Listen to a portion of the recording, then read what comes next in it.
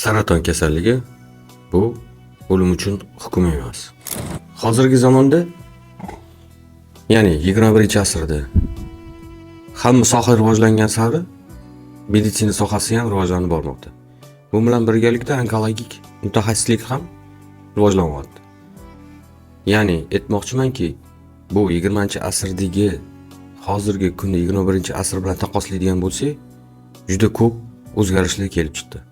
Bu bilan birga, ya'ni ximiya, operativ davo usullari hamda nur bilan davolash usullari boshqacha yangi talqinda ishlab chiqilmoqda.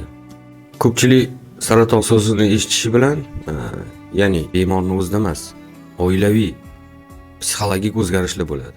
Chunki bu kasallikdan ko'p bemorlar o'lishini bilgandan keyin psixologik o'zgarishlar bo'ladi. Oddiy kasallik bilan taqqoslik ham bo'lishi mumkin. Misol uchun oddiy shamollash. Oddiy shamollashdan ham odamlar o'ladi. Ya'ni oddiy shamollashni vaqtida davolamasa. Onkologik bemorlarda ham xuddi shu vaqtida davolansa 100% sog'ayish imkoniyatiga ega. Menga har kuni ko'p bemorlar murojaat qiladi, ya'ni kuniga 10 ta, 15 ta gacha konsultatsiya o'tkazaman. Shular bemorlardan vaqtliroq kelsam bo'ladimi? Bunaqa bo'lmasmidi? Yoki o'shan kechga qoldimmi?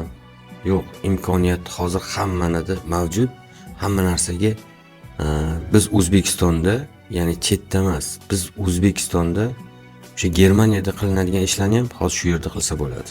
Saraton kasalligi bu o'limga hukm emas, lekin o'ziga loqaydlik, o'zini salomatligiga befarqlik bu hukm bo'lishi mumkin. Sog'lig'ingizga e'tibor bo'ling. Ya'ni har 3 oyda tekshiruvdan muntazam ravishda o'tib turing.